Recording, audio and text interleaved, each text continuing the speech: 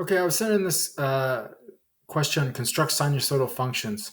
So all we have to do is generate the equation for the sine function that obeys these following properties. That intersects its midline is intersects at 0, -2 on the y-axis and has a minimum point that goes to this point right here, 3 pi over 2, comma, -7. So what I like to do in these is it's really great to be able to see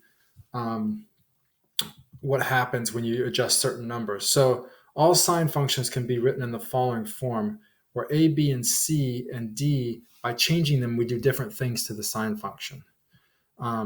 Now, d is one of the easier ones to understand. If I bring this number up, I shift the whole function up.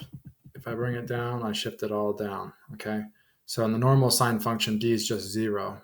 So it's dead in the middle, right? A is just kind of the amplitude or the height of the waves in the sine function. Normally in the sine function, it goes up to 1, right? But if I increase a, I can make the waves really big. If I decrease a below 1, I make them really small.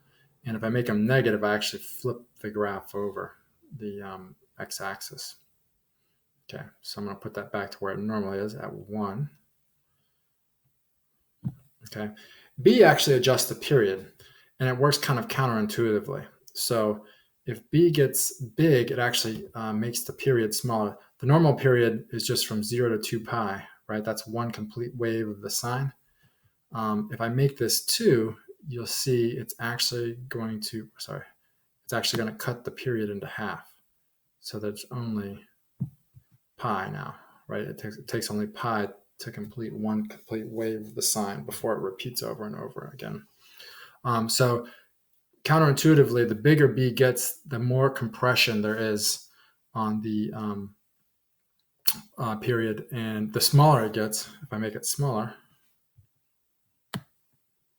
than 1, it gets, here we go, it gets really big. Whoop, that's just regular. The period starts to get really big. And then if it goes negative, it actually flips over the y-axis.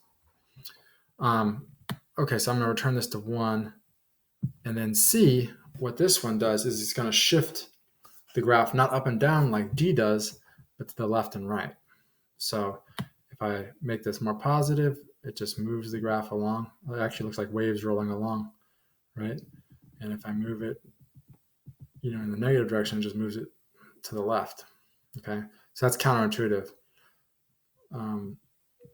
If I move to the left, if I make the number smaller, it actually moves to the right. And if I move the numbers to the right, it actually moves to the left, even though it kind of doesn't look like that. That's not the best visual to give you right here. That's how it works. Okay, so now all we want to do, if I zoom out a little bit, we want to make the midline of this function y is equal to -2. Okay, right now the midline is just the x-axis, and we also want to make the minimum, right, go through this 3 pi -2. So the only two things that we're going to need to do that, the midline is really easy. All we need to do is adjust D. I'm going to move it down 2.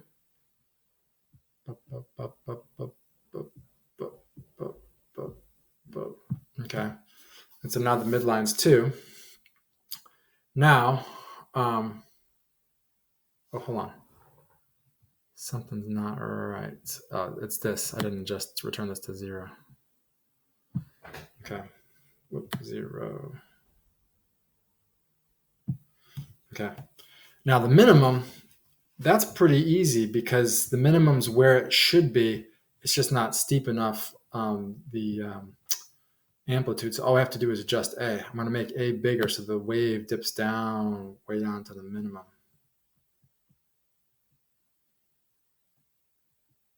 Okay, perfect. So we can see that all we have to do is fill in this. A would be 5, right? D would be -2. And then B and C are where they normally are. So you're just going to have 5 sine of x